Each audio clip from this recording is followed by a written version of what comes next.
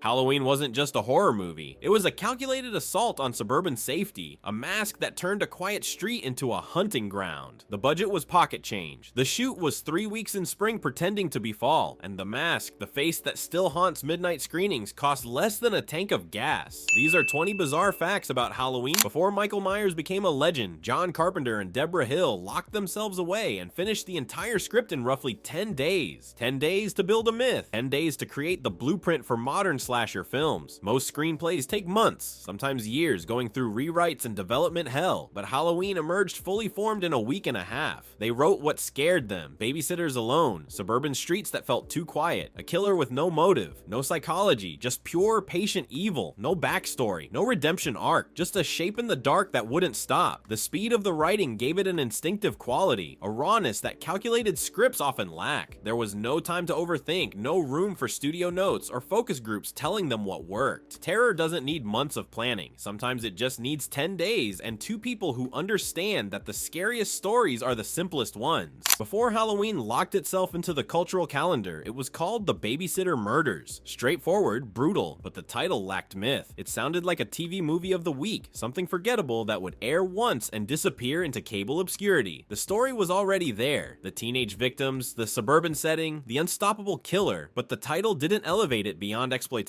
Deborah Hill pushed for the change. She saw something bigger. Halloween wasn't just a setting. It was atmosphere, tradition, costumes hiding faces, carved pumpkins grinning from porches. The holiday itself became the villain's accomplice. By anchoring the film to October 31st, they tapped into something primal, childhood memories of trick-or-treating, of masks and darkness, of the thin line between play and danger. The Babysitter Murders would have been forgotten by morning. Halloween became eternal, rewatched every autumn as surely as families carved pumpkins. The budget was around $300,000, scraped together from independent investors who believed in the vision more than the market research. Most studio executives wouldn't return their calls. The ones who did said no, too small, too weird, too unlikely to turn a profit. Hollywood had already decided what horror should be. Big budget spectacles with recognizable monsters or star-studded disaster films. A low-budget slasher about a masked killer in suburbia didn't fit the formula. When Halloween hit theaters, it earned roughly $70 million worldwide. The return on investment was staggering, historic, the kind of success story that gets taught in film school business classes. Independent horror wasn't a risk, it was a goldmine waiting to be tapped. The film proved that audiences were hungry for something different, something that felt dangerous and uncontrolled, not sanitized by studio committees. Carpenter had proven you didn't need spectacle, you didn't need stars or effects budgets, you just needed a camera, a concept, and the courage to let silence do the work. The Mask started as a $2 Captain Kirk mask bought from a costume shop and modified in minutes. They widened the eye holes, painted it death white, and messed up the hair. That's it. No custom sculpting. Just a Star Trek mask stripped of humanity. The production designer Tommy Lee Wallace made the modifications using basic craft supplies and instinct. There was no grand artistic vision, no lengthy design process, just necessity and a deadline. William Shatner's face became the template for Michael Myers. The mask's blankness made it terrifying. No expression meant no empathy, no humanity to grab onto. It was a void in the shape of a person, a face that reflected nothing back. The slight imperfections, the stretched eye holes, the unnatural pallor made it feel wrong in a way that's hard to articulate. It looked almost human, but fundamentally wasn't, creating an uncanny valley effect that triggered something deep in viewers' primal brains. Years later, Shatner saw it and laughed, unable to believe his likeness had become synonymous with pure evil. But that's the magic of Halloween. The scariest face isn't a demon with fangs and claws. It's the one that looks almost human but isn't. John Carpenter named Laurie Strode after his ex-girlfriend, a deliberate choice that grounded the character in something real, something personal. And Deborah Hill poured her own babysitting experiences into Laurie's scenes. The boredom, the responsibility, the strange unease of being alone in someone else's house after dark, hearing every creak and footsteps in an unfamiliar space. These weren't invented scares, they were memories, real teenage anxieties translated directly onto the screen. Laurie wasn't a final girl because the trope existed, she invented it. She survived because Hill and Carpenter understood survival wasn't about being tough or trained in combat. It was about being careful, aware, the one who didn't ignore the feeling that something was wrong. Laurie checked locks. Laurie noticed when things were out of place. Jamie Lee Curtis brought authenticity to the role. She was just a young actress making her feature film debut. Nervous, present, real. Her inexperience worked in the film's favor, making every moment of terror feel genuine rather than performed. Halloween didn't need a superhero. It needed a babysitter who survived by refusing to die quietly. Michael Myers wasn't played by one actor. He was played by 6, maybe more. Different performers stepped into the mask depending on the shot, the angle, the stunt required. The exact number has become part of the film's mythology, with different sources claiming different counts. Some say 6, others claim 8. Nick Castle played Michael in most scenes, the primary shape stalking through Haddonfield with patient, inhuman calm. His movements were deliberate, economical, giving Michael an otherworldly quality that made him feel less like a person and more like a force. But for certain moments, the falls, the fights, the distant shots where Michael stands motionless in yards, other bodies filled the coveralls. Tony Moran appeared unmasked at the end, his face revealed for a brief, shocking moment before Loomis fires. And in some takes, crew members became Michael for a single setup, their identities lost to time. This wasn't a flaw, it was a feature. Michael Myers didn't need a face or a consistent performer. He needed to feel like a presence, not a person, because evil doesn't have a singular body, it just wears the shapes we give it. Haddonfield, Illinois doesn't exist. It's a fiction, a composite of every small Midwestern town that feels safe until it isn't. But the streets and houses were all filmed in Southern California, South Pasadena, Alhambra, Sierra Madre, places where palm trees lurked just outside the frame, where the weather stubbornly refused to cooperate with autumn's illusion. The crew had to fake fall with determination bordering on obsession. They scattered dead leaves across sidewalks and reused them for every shot, carefully repositioning them between takes. When palm trees appeared in the background, they repositioned cameras, reframed shots, and hoped no one would notice the occasional tropical intruder. It was guerrilla filmmaking at its finest, creating illusions on the fly. The constant battle between reality and fiction became part of the daily routine, yet the illusion worked perfectly. Audiences never questioned Haddonfield's existence or its location. Halloween proved you didn't need the real location, you just needed the feeling, the atmosphere, the sense of suburban normalcy about to shatter. That piano melody, relentless and hypnotic, the 5/4 time signature that feels slightly off. It's one of the most recognizable themes in cinema history, and John Carpenter composed it in about 3 days. Not 3 months of careful composition, not weeks of revisions. 3 days with a synthesizer, a piano, and the urgent need to finish before the release deadline. He sat at a piano, played what scared him, and recorded it fast. The simplicity became its strength. Each note felt inevitable, like footsteps you couldn't outrun, a heartbeat that wouldn't stop. The repetition drilled into your skull, creating a hypnotic effect that merged with the visuals until you couldn't separate the music from the terror. The 5/4 time signature made the theme feel unstable, off balance, like reality tilting just enough to be disturbing. Carpenter later said the theme was inspired by his father, a music teacher who taught him the power of minimalism. But Halloween's score went beyond technique. It became a heartbeat, a countdown, a warning that something was coming and you couldn't stop it. That heavy, measured sound behind the mask, the POV shots where you become the killer. It wasn't added in post-production by a sound designer. It was part of the performance, part of Michael's physical presence. The breathing was recorded live, captured as Nick Castle moved behind the mask, creating an intimate, claustrophobic soundtrack. Carpenter wanted audiences locked into Michael's perspective, forced to see through his eyes and experience his patient, methodical approach to hunting. The breathing made it visceral, uncomfortable. Suddenly you weren't watching a slasher film from the safety of the victim's perspective. You were inside it, complicit in the stalking. This technique broke something fundamental in horror cinema. Horror films have always let you hide behind the victims, rooting for their survival from a safe emotional distance. Halloween forced you to be the monster first, to understand his patience and his purpose. And when the perspective shifted, when you finally saw Michael from the outside, the terror doubled, because you'd already been him. You knew what he wanted. Laurie Strode's wardrobe cost about $100, all thrifted from a local JCPenney, clearance racks and sale bins, clothes that felt real because they were actual department store stock. No costume designer crafting a specific look or color palette. Just Deborah Hill and Jamie Lee Curtis walking through a department store with a tight budget, picking out outfits that a real babysitter would wear in 1978. Practical, comfortable, unremarkable. The simplicity grounded the film in a way that intentional costume design might have missed. Laurie wasn't a fashion statement. She was a teenager in jeans and a button-up shirt, comfortable clothes for a long night watching kids. And when the blood came, when the violence erupted, those ordinary clothes became evidence. The nightmare dressed in something you might have owned. Halloween's genius was in these tiny, unglamorous choices. Every detail felt suburban, real, achievable. It wasn't a fantasy, it was a possibility. The shoot ran around 20 to 22 days, less than a month to capture every frame, every scare, every silent moment that would define the genre for decades. decades. The schedule was brutal. Long days, minimal coverage, no room for error. If a take didn't work, they moved on. If a scene felt flat, they adjusted fast and kept rolling. Carpenter didn't have the luxury of perfectionism. He had to trust his instincts, trust his crew, trust that the simplicity would translate. The short schedule forced efficiency, stripped away anything unnecessary. Every shot had to count. Every scene had to be built. What could have been a limitation became the film's heartbeat. The urgency behind the camera bled into the footage, creating a tension that felt lived in, immediate, raw. The cast and crew were exhausted, working in refrigerated sets, dealing with malfunctioning equipment, racing against the clock. That exhaustion became part of the performance. Because Halloween wasn't polished to death, it was made fast, made hungry. Dr. Sam Loomis shoots Michael Myers 6 times. Center mass, close range. Michael falls from the balcony, crashes to the ground 2 stories below, and for a moment it's over. Loomis rushes to the edge, looks down, and finds nothing. Nobody, just empty grass and the faint echo of breathing. Donald Pleasance played Loomis with absolute conviction, a man who understood Michael wasn't human, wasn't something you could reason with or stop with bullets. He tried to warn everyone, the sheriff, the town, anyone who would listen. No one did, and when Michael rose again, walked away into the night, Loomis's worst fears were confirmed. You can't kill the boogeyman. This ending broke the rules. Most horror films gave closure, a body, proof the monster was dead. Halloween was only an absence. Michael's disappearance meant he could return, could be anywhere, could be watching you right now. The scariest ending isn't death. It's the certainty that the nightmare never really stops. Halloween didn't invent the slasher formula, but it perfected it. The final girl, the masked killer, the isolated victims picked off one by one, the small town setting where everyone feels safe until they're not. These tropes became the blueprint for 80s horror. Friday the 13th, A Nightmare on Elm Street, countless imitators that flooded theaters through the decade. But Halloween did it first and did it better. The film wasn't about gore or shock value.